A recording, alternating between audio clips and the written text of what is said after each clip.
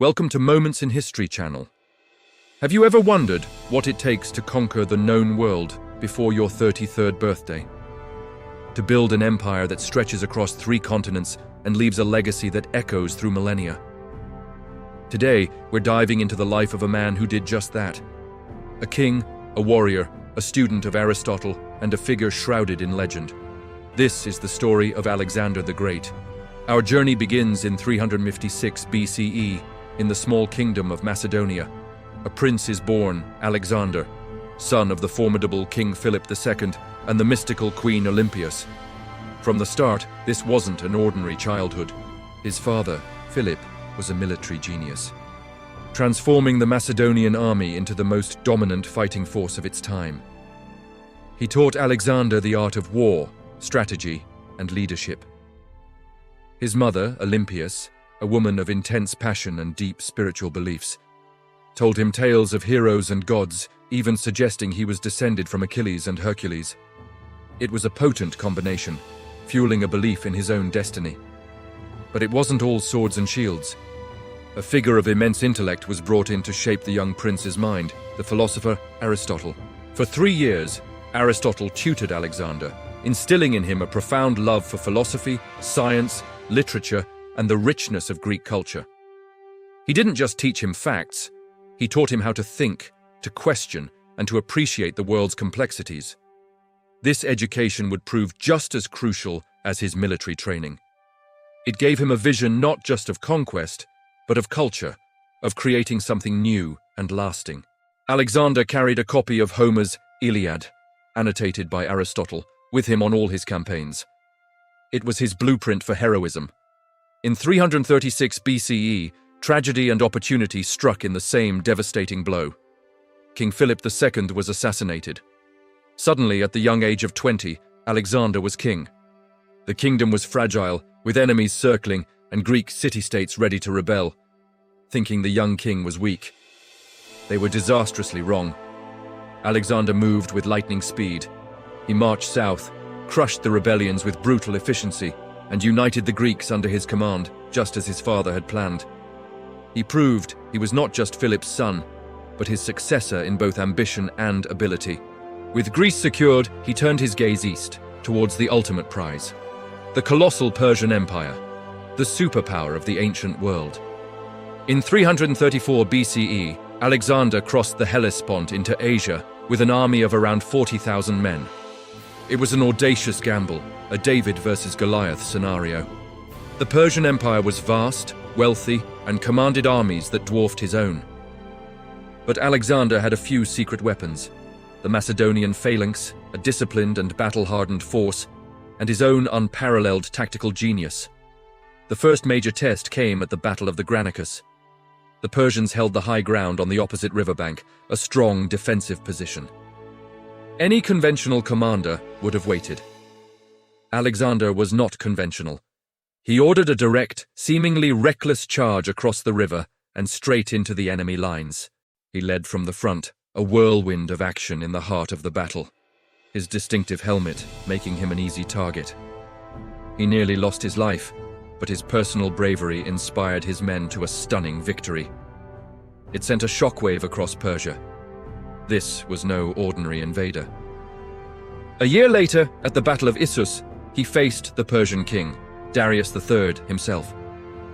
Outnumbered, Alexander analyzed the battlefield and spotted a weakness. He led his elite companion cavalry in a decisive death or glory charge aimed directly at Darius. The sight of Alexander and his horsemen thundering towards him was too much for the Persian king. Darius fled, abandoning his army, his camp, and even his own family, his mother, wife, and children. Alexander treated them with the utmost respect, a calculated act of chivalry that enhanced his reputation. The message was clear. He was not a barbarian destroyer, but a rightful king. After Issus, he didn't immediately chase Darius. Instead, he secured the Mediterranean coastline. This included the legendary 7-month siege of Tyre, a city on an island fortress thought to be impregnable. Alexander's solution was breathtaking in its ambition. He built a massive causeway, a land bridge, across the sea to the city walls. It was an engineering marvel and a testament to his relentless will. He then marched into Egypt, where he was welcomed not as a conqueror, but as a liberator from Persian rule. The Egyptians declared him a pharaoh, a living god. It was here, at the mouth of the Nile, that he founded the first and most famous of his cities, Alexandria, destined to become the intellectual and cultural capital of the ancient world.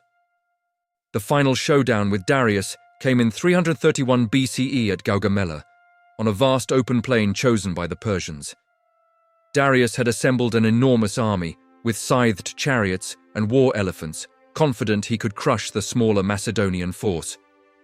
But Alexander outthought him again. He used a brilliant and complex strategy, drawing the Persian cavalry out to the flanks, creating a gap in their center. And just like at Issus, he led a devastating charge straight through that gap, heading for Darius. Once again, Darius panicked and fled. The battle was won. The Persian Empire had effectively fallen. Alexander marched into Babylon, Susa, and Persepolis, the great capitals of Persia, claiming their immense treasures. In a controversial act, he burned the grand palace of Persepolis, possibly as revenge for the Persian burning of Athens a century and a half earlier, or perhaps as a symbolic gesture that the old empire was truly over. With Persia conquered, you might think Alexander would stop, but his ambition knew no bounds. He was driven by an insatiable curiosity, a desire to reach the ends of the world and the great outer sea. He pushed his army further east, into lands Greeks had only heard of in myths, modern-day Afghanistan and Pakistan. The fighting here was different.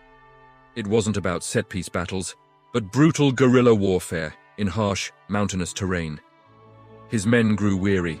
They had marched thousands of miles and been away from home for years. Yet Alexander's vision was also evolving. He wasn't just conquering, he was merging cultures. He adopted some Persian customs, wore Persian-style clothing, and even encouraged his soldiers and officers to marry Persian women. He himself took a Bactrian princess, Roxana, as his wife. This policy, known as Hellenization, was a deliberate attempt to fuse Greek and Eastern cultures, to create a new, unified world. He founded dozens of cities, also named Alexandria, spreading Greek language, architecture, and ideas across his vast domain. This fusion of cultures would define the Hellenistic age and influence art, science, and philosophy for centuries to come. In 326 BCE, Alexander reached the Hyphasis River in India. He had just won a hard-fought victory against King Porus and his war elephants at the Battle of the Hydaspes. He wanted to press on, to conquer all of India. But his army had finally reached its limit. Exhausted, homesick, and terrified of facing more giant armies and war elephants, his men mutinied. They refused to go any further. A furious and heartbroken Alexander locked himself in his tent for 3 days, but his men would not yield. For the first time, his will had been broken, not by an enemy, but by his own loyal soldiers. He finally agreed to turn back. The journey home was a disaster. Leading part of his army through the treacherous Gedrosian desert, thousands perished from heat and thirst. It was a brutal end to the campaign.